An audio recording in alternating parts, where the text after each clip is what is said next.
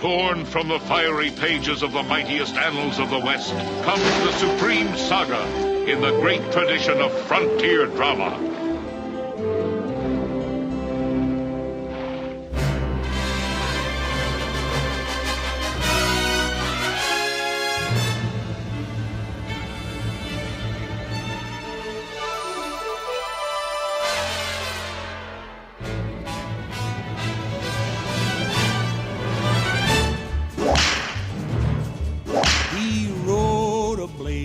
Saddle, he wore a shining star. His job to offer battle to bad men near and far. He conquered fear and he conquered hate.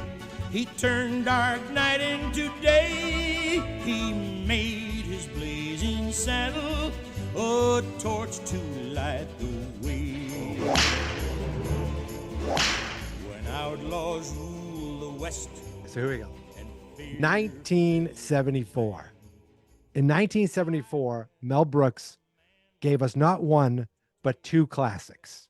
Young Frankenstein and the movie we're talking about today, celebrating its 50th anniversary, Blazing Saddles.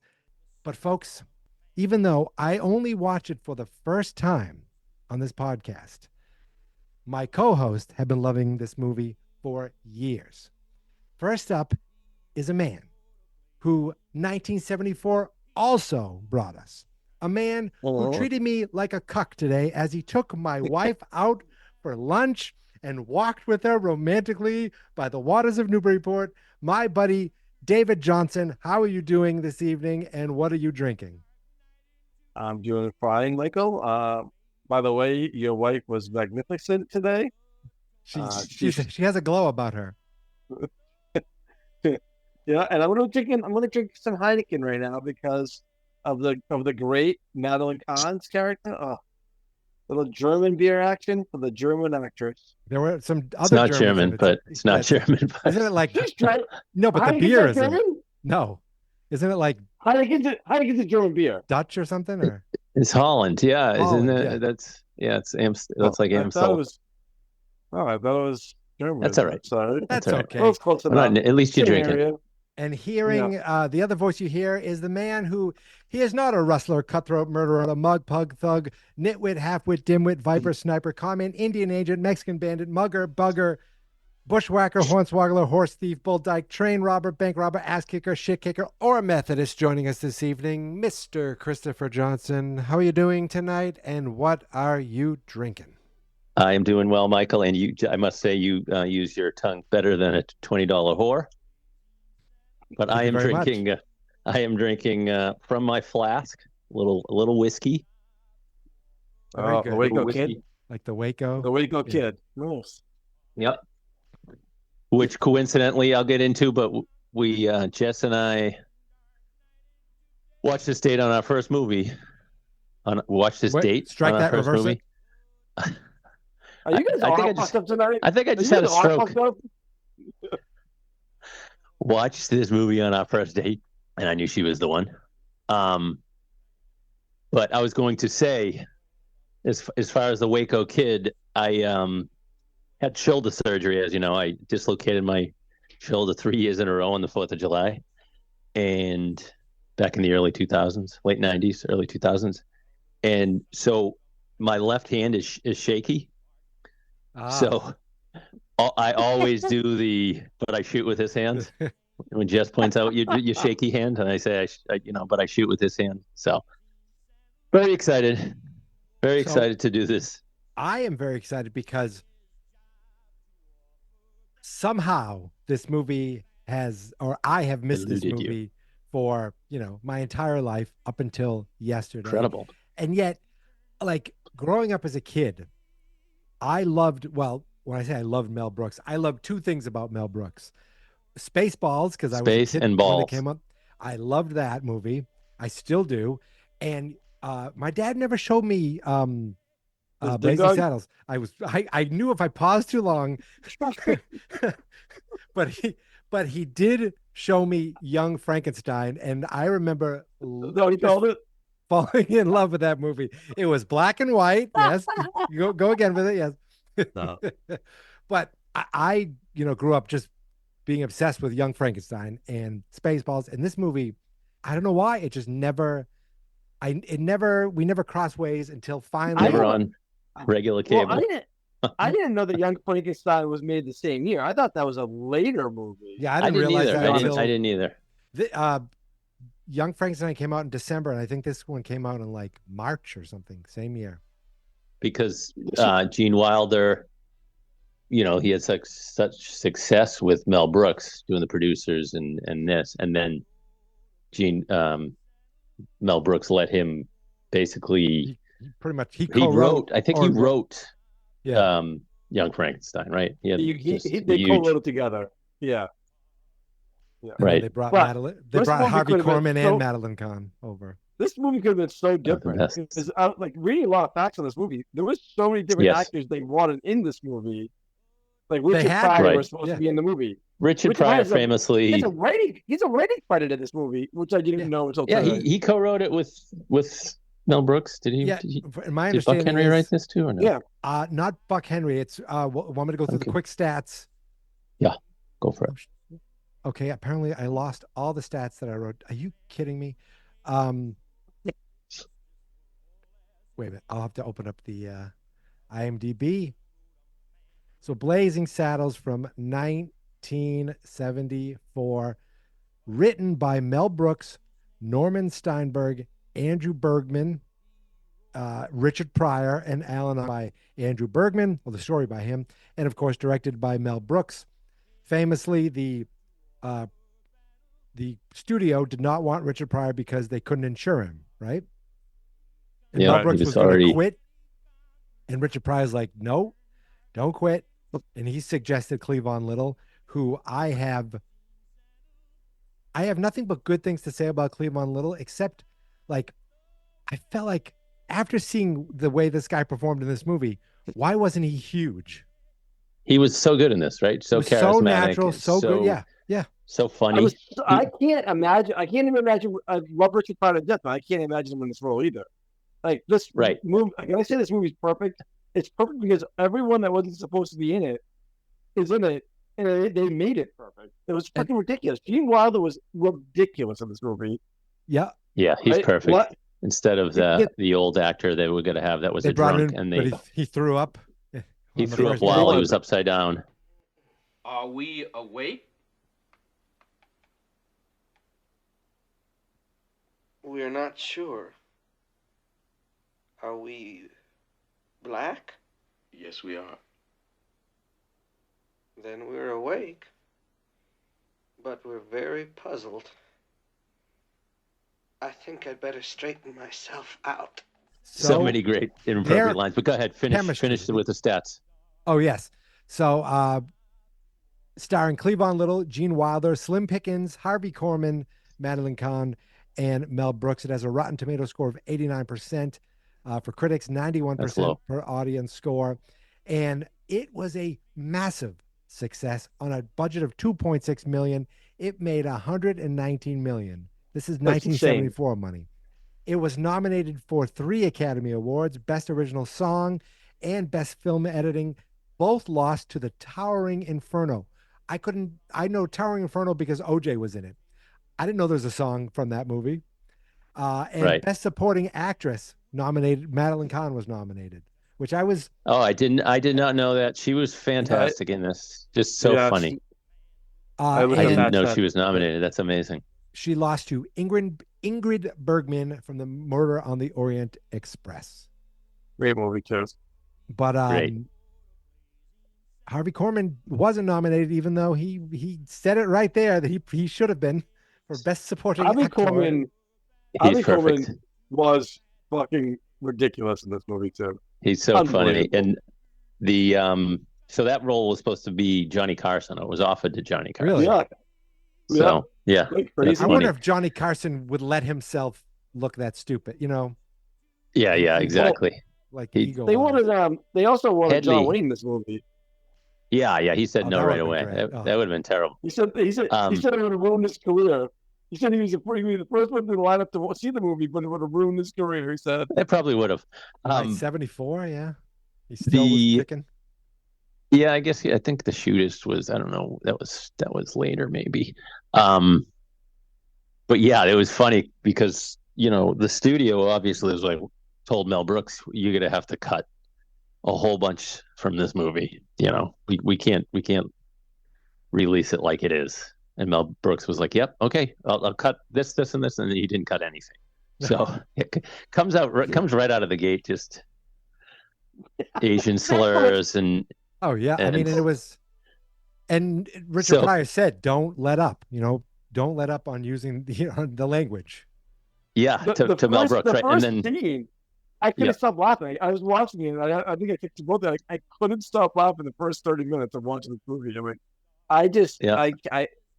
them on the train tracks when they're like, what do we say? Get some horses or something, like, no, use the yeah. So he didn't want to exactly, and then he tells him, well, boys, don't go trying to get a suntan. It's not going to do any good anyhow. The two guys laugh. I mean, they're just So Slim Pickens felt uncomfortable. When he said my grandmother was dead, I couldn't stop laughing, and the way he was talking was fucking perfect. Like, with the music and everything. So yes, so Slim Pickens, our second Slim Pickens said movie. something that I thought of that as well. So when Slim Pickens said, he was in The Godfather, right? I'm kidding. So when I guess Slim Pickens said to Cleavon Little, he just felt bad using the N-word, and Cleavon Little was like, "You buy me a drink every time you use it. And we're square." And then he, I guess as a joke, he put a joke script in there where N-word was like every other word for Slim Pickens. Oh, that's awesome. And the same with the other actor. I forget his name. The guy he just died recently, I think. So there was the guy who played his assistant. Yeah. Who I was like, why do I know him? I know him from Back to the Future 3. Camptown Ladies. Yeah. That guy was in it too. Okay. Yeah. So it's great. It's the N-bombs coming fast and furious. When Sheriff Bart goes to town, the sheriff is near, though. That's what he says. The sheriff is near. But I think there's even more N-words in this than the Nolan Ryan documentary, I'm guessing. Right, Tim? The funny thing is this is the second movie in a row where we have some questionably used language, some racial slurs, and this one uses it way, way more, but this one almost uses it to show how stupid these people are. Like, it's used in a way that is... Well, Mel Brooks, right. He's, Cleavon Little Bart has something over on him, right? They're such idiots. Right. Morons, as the Waco Kid says. As the great way, he ad-libbed that end part. I guess he just said you have to remember. You got to remember that these are just simple farmers. These are people of the land. The common clay of the New West.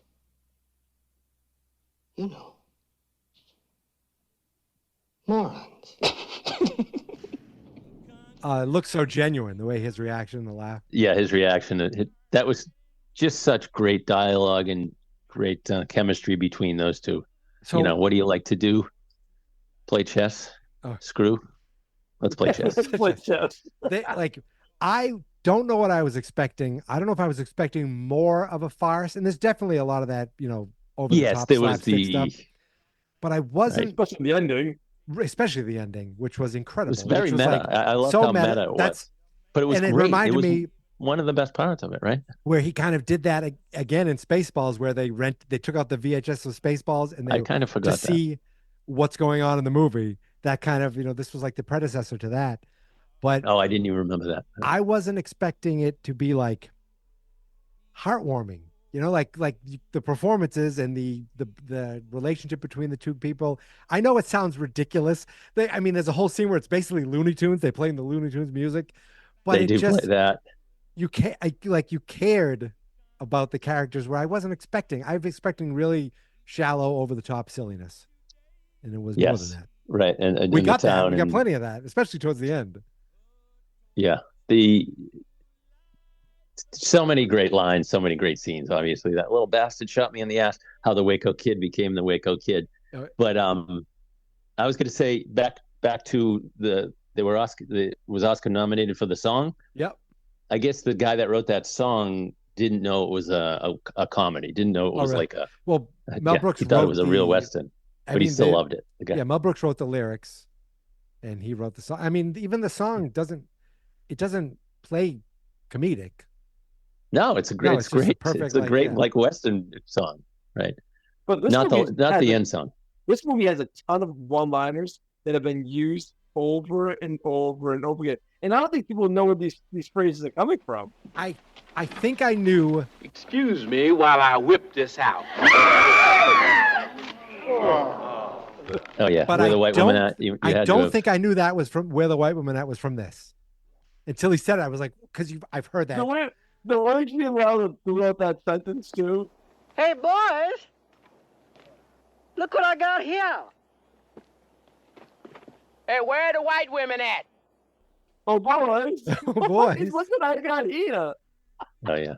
And then they put on so many little things I say in my head too. This is one of the movies where I'm like, I just say certain lines in my head. For some reason, when I hear Mumford and Sons, "I'll Be There," you know that song. Yep. No, something. I think so. You know what song I'm talking about. But when he says he says raise your hands, for some reason, every time in my head it pops in my head to say raise my rent, like Sheriff Bart says. It just every time I picture him saying, "Well, raise my rent." I love Cut that the out. scene. No, it was great. It was great. I love it. It makes me think of this Radiohead song. No, I'm just kidding. When he shows up for the first time, and they're about to shoot him, so the only thing he thinks of is to shoot, just to pull a gun on himself. Hold it, man. He's not bluffing. Listen to him, man. He's just crazy enough to do it. And they all fall for it. And there was another guy from another movie we've done recently. And I'm looking at this guy going, why do I know this guy? And then I realized, oh, he is the Big Lebowski. Oh, yes. The guy who says, we'll take the blacks and the Asians. We won't take that's the nice not the way. Irish. Yeah, that's them. That's right. Yeah. And there was so many. I mean, the guy from is it Magnum PI? Was he Howard Johnson? Yeah. And I love that they're all he was Howard Johnson. He had an orange roof on his outhouse, which Bart says later. It's so great. But when the guy says, "Well," he's the one who says, "We'll welcome our new," and everything goes quiet and drops an N-bomb. So what's funny is I somehow remember my parents seeing this in the theater, but I must have been 4. Because I remember my dad and mom watched it with another couple, and the other couple was a little more proper. I was gonna say, I did not appreciate the movie. My dad crying, laughing at the farting part, like they thought it was so stupid. I think they wanted to walk out. I don't know. I'll have to double check with Greg or John, but that's one of my early memories about that movie, as far as when it was actually in the theater. But let me bang out the plot, then we'll talk about some of our favorite lines. Yeah, I want to hear how you explain the ending and the plot. Okay. Yeah, I kind of gloss over it, but 1874, a new railroad that's under construction has to be rerouted through a town called Rock Ridge. Realizing it will make the town worth millions, Attorney General Hedley Lamar. By the way, I love I didn't get this. I didn't get the joke when I was younger. I've heard the name Hedy Lamarr. It's Hedy Lamarr, an old actress. Okay. But so I guess he, as the governor, Lepetame, says when he calls him Hedy Lamarr, he goes, "That's Hedley." He says, "You could sue her. It's 1876." Meaning, right, you're first. You have the name first. Yeah. And ironically, she ends up suing. She does sue. Did she really? She sued, yes, oh my God. Because they use her name. So Hedley Lamarr sends a gang of thugs to shoot the sheriff and trash the town. Townspeople demand the governor send a new sheriff, which Lamar convinces the governor to do by sending Bart, a black railroad worker who assaulted Lamar's henchman Taggart. Lamar assumes he will not be received well, which is correct, until Bart, with the help of alcoholic gunslinger known as the Waco Kid, wins them over. They subdue strong henchman Mongo, which I'm surprised Mikey hasn't mentioned yet, and outmaneuver the German seductress Lily von Stoop. Lily von Stoop. After Mungo warns Bart of their plan, Lamar recruits an army of thugs, criminals, motorcycle gang members, Nazis, KKK members, and Methodists. I don't know motorcycle gang. I mean, they have the handlebars, but they're still on horses. I know. That's so unrealistic. No, Bart has the townsfolk build a replica with the help of the former railroad workers. After Lamar and his gang arrive, Bart and company detonate some booby traps, and a fight ensues, which spills onto the Warner Brothers lot. That was incredible. Lamar escapes and takes a taxi to the movie theater, which is showing the premiere of Blazing Saddles. So meta. He sees Bart arrive and ends up in a gunfight, which ends up with Bart shooting him in the groin. Back in the film, Bart tells the townspeople he's moving on, where he takes Jim and they ride off and jump into a limo into the sunset. So I can't believe that ending wasn't like spoiled for me. Like it wasn't talked, or I just missed it. I mean, Dom DeLuise was gold. Yeah, that whole thing. At one point, right when they pan back and they show you're in. I mean, it's it's all these. They're supposed to be all gay guys. The guy pushes the cowboy in. They go behind, and then they come out arm in arm. He's like, "My car's parked out here." I was like, "Oh, that's just so." That was hilarious. Homophobic. It was homophobic, but I don't know. It felt like 70s homophobic. That scene was fantastic. I agree. The scene was great. Yankee bean soup, the lady, just every little. The tour they go in. The tour, and they're covered. And Slim Pickens saying, "Piss on you, I'm working for Mel Brooks." Just cracks you up, right? Because it's like he's breaking the third wall. Yeah. They break the fourth wall. But yeah, Dom DeLuise's 3 minutes is a gold. Throw out your hands, stick out your tush, hands on your hips, give them a push. You'll be surprised you're doing the French mistake. Voila! All right, cut!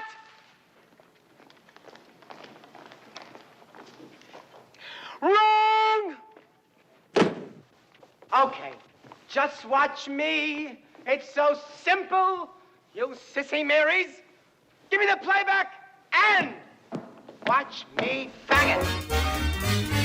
Throw out your hands, stick out your tush, hands on your hips, give them a push. You'll be surprised you're doing the French mistake. Voila! Shit. Like I'm watching that and they're it backs away and I'm like, I'm confused. Oh, the town's right next door. I'm like, wait a second, what the hell is going on here? It does that whole scene. I'm like, is it just going to end like this, like so weird? And then it stumbles in, and I was like, once they smashed into the fighting, I was like, oh my god, this is incredible. It was. Oh, great ending. Can we go to the favorite line? Yeah, Dave, I want you to say all your favorite lines. Yeah, say Doc that. No, my favorite is when he says morning ma'am to the old lady. She says, "Up yours," at the underwear. Yeah, and then apologizes later.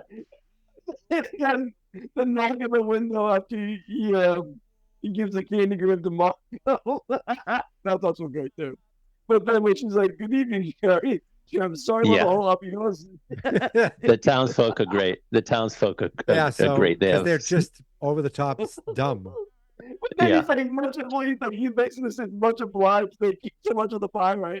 And then the knock goes back in the window. She's like, I hope this apple pie will in some small way say thank you for your ingenuity and courage in defeating that horrible Mongol. Thank you. Much obliged. Good night.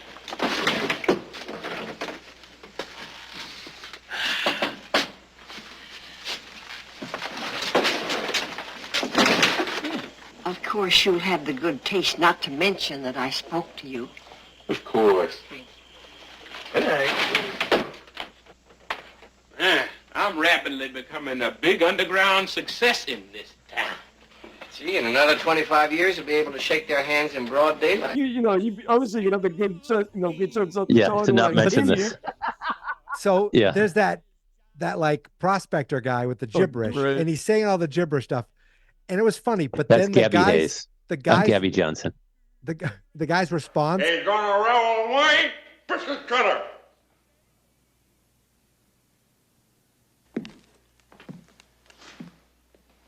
Now, who can argue with that? Reverend! I think we're all indebted to Gabby Johnson for clearly stating what needed to be said. I'm particularly glad that these lovely children were here today to hear that speech. Not only was it authentic frontier gibberish, it expressed a courage little seen in this day and age. The way he said it. This wasn't only for authentic frontier. That's it. Gibberish. That was hilarious. That's good. Yeah. Just out of the gates when he says, they said it's 120 degrees or whatever. It can't be more than 114. And then he says, Doc, that Chinese fella a day's pay for napping on the job. It's great. He's like dead. They when they put on the Klan outfit, it says "Have a nice day" on the back. But then they go up, and his arms come out, and Gene Wilder's like, "Oh, so you got dirt on it." And then he goes, "Look, it's coming off." It's coming off. Just when Slim Pickens comes in, what in the wide world of sports is going on? Right, even that line wouldn't. When they were singing the song. What's that? Also, when he was singing that song, that's when he comes in. Yeah. Were his sheriff outfits like velvet or something? Like the way they would. Even that seemed. I don't know if that was like supposed to be like a stylish joke of the 70s. Well, look, this movie just was so ahead of its time. I think. Really. You say you can't make it today, which is bullshit. Because you can make it. People are just gonna stop being friggin' vaginas, to be honest. Well, it is anti. Like I said, Mel Brooks wanted to. I almost said Mel Gibson. He might do the opposite. He wanted to make an anti-racist movie.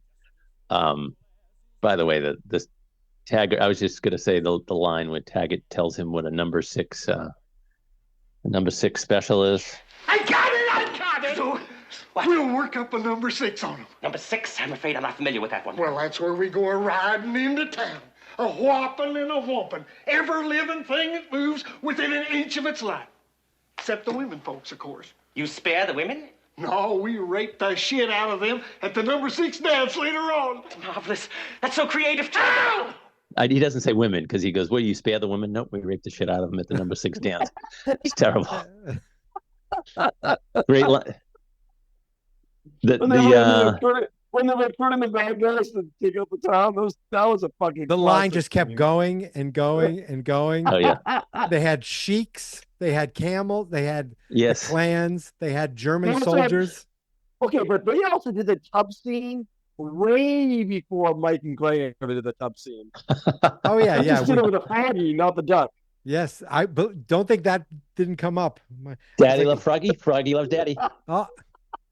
I almost did that. Really, and I didn't even realize. Like, I don't think I've seen. I didn't think I've seen that movie when we did that. No. Those two of you and Greg having sex in the tub. We never had. It was implied. Mikey's gonna edit this one. No, I'm not. Greg's gonna fast forward. Hey, Greg, if you hear this, hit me up. Another line. Another line I randomly quote is, "I didn't get a harump from that guy." You remember the governor? That was from I like that he just made him. He made him over the top. He made him made him cross-eyed for some reason. Cross-eyed. Yeah. And he's like, his hottie girlfriend. Oh my god. David Hot alert. Repeat. This is a David Hot alert. This is not a test. She's old now, but like back then, she might even be more than old. That's how time works. I think. Okay, listen. I think everyone in that movie is dead now except for Mel Brooks.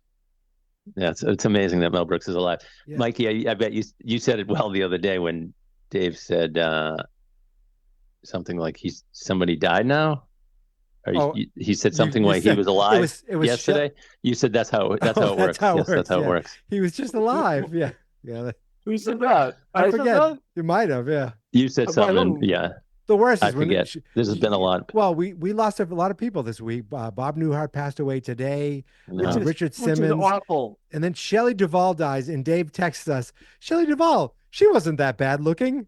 And I was like, you should I write an know. obituary. Such a beautiful, So, right? So well said. So well It was said. touching. 15's my limit on Schnitzengruben's, baby.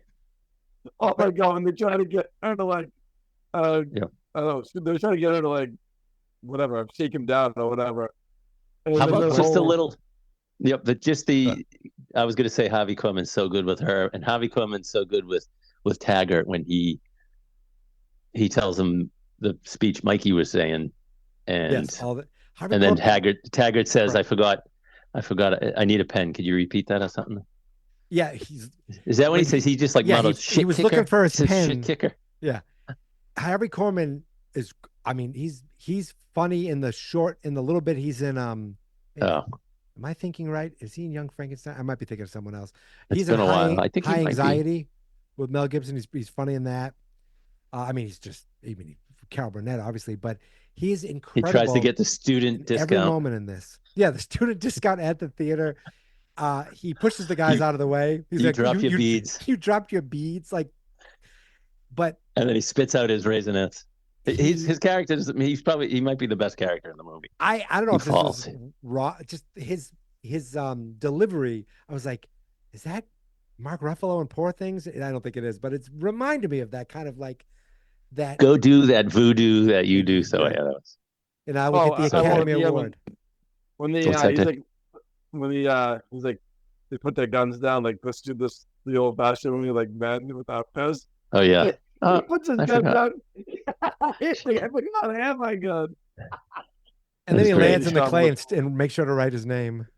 Yeah, And he's head them driving the off at the ball. pass. Yes, but when Taggart says, "We'll head them off at the pass," that's great. Oh, yeah. Great I reaction. hate that. Oh. Every movie. Mikey, I think we've gotten you to watch The Graduate, which was an all-time classic. You've never seen. Casablanca.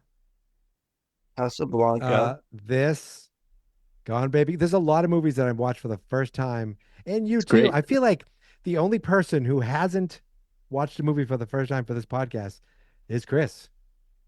And that's Well, why. Next week, I would almost 1986, say Richard Donner's Goonies. no, now you just now you just being Cancel the silly. show. Now you just mentioned that too much. Yeah, the Exactly. You bet I do.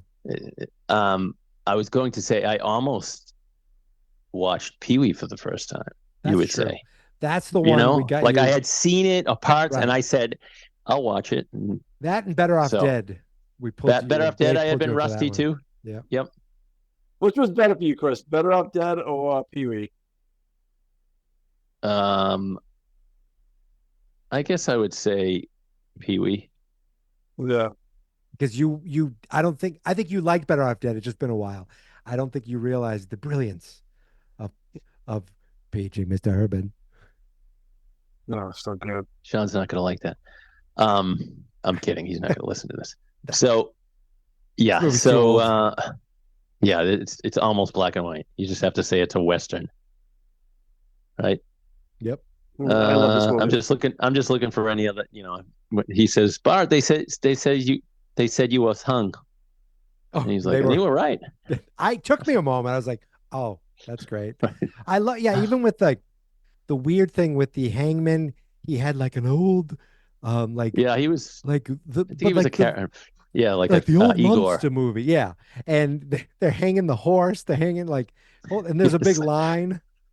That was, Yeah, a lot of horse damage in this movie with Mongol well, like Mongo punches knocking the horse, which out, that and was, then he does something else with, and then He the flipped blowing a- up horses. there was a Yes, he fake flipped horse him. that flipped over. That looked hilarious. And also, I want to mention when they blew up the town, Yes, those the dummies, horses those were in the air. those Yeah, bodies flying, hilarious. that was great. That was great. Great stuff. Just a classic. And I forgot to mention my. I thank you. I'm always mentioning listeners. Yes. Although I'm not sure my neighbors and friends, Brian and Bryson, will listen to this. They may, but they lent me. I didn't have it on anything suddenly. I think it was on Paramount Plus, but I ended up asking them if they had the DVD, and they did. So they lent it to me this week. Like, Well, I know you bring a lot of friends in. I definitely got Eric to start watching the show. Dave, who have you Nice. brought in to watch the show? Anyone in I particular? tell no one about this show. People that I know, You're I probably literally have better tried off. to find it. Gotcha. So, but you just have to remember our listeners are they're simple people. Yes, People of the that's- pod. People of the true. pod. People of the pod. Morons. But you know what? Yep. They aren't morons. In fact, they are They people aren't. who look ahead to the future. That's a terrible segue. But do you have any parting words before I jump over to what we're doing next? No, that's just a classic comedy. So It quotable, really and is. there's no downtime in it. You know what I mean? Like it's just And I so gotta so rewatch well it. written. So well written, right? So I'm Like so there's so glad I many brought little this to clever the table. lines. yes, David, I'm so glad you introduced me to this movie. I really am. You Very well, excited you that did watched push it. it. I'm glad you pushed it Dave won because this pod again. Dave wanted to. He wins again. We were going to do He's the gonna next lose movie, next week.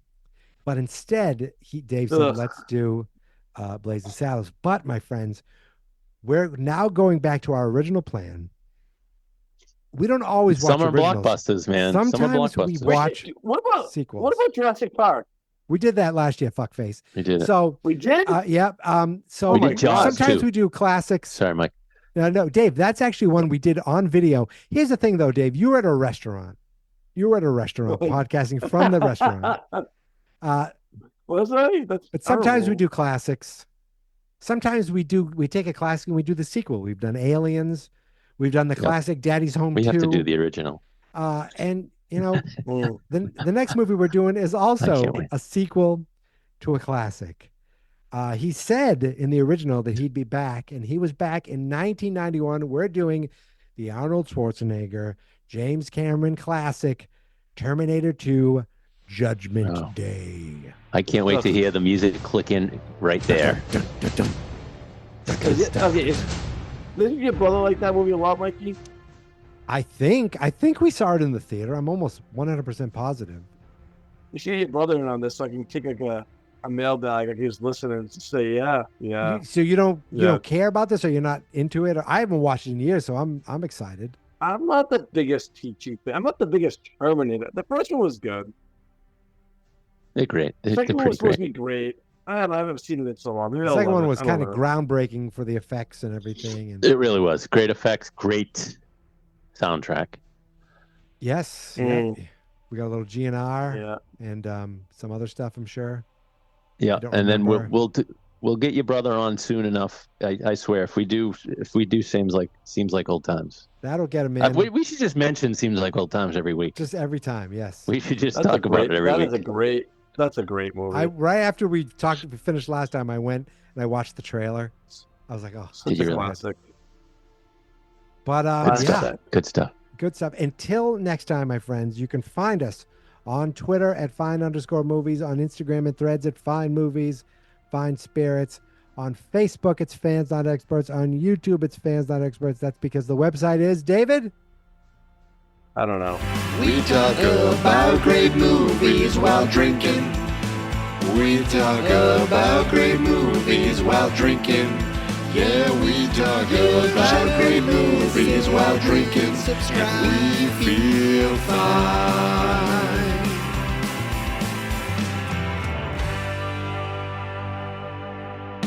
Anyways, yesterday I went for a 2-mile run on the beach Humble brag. in Northampton. Yeah. Humble brag. Not a brag. But I thought I ran back far enough.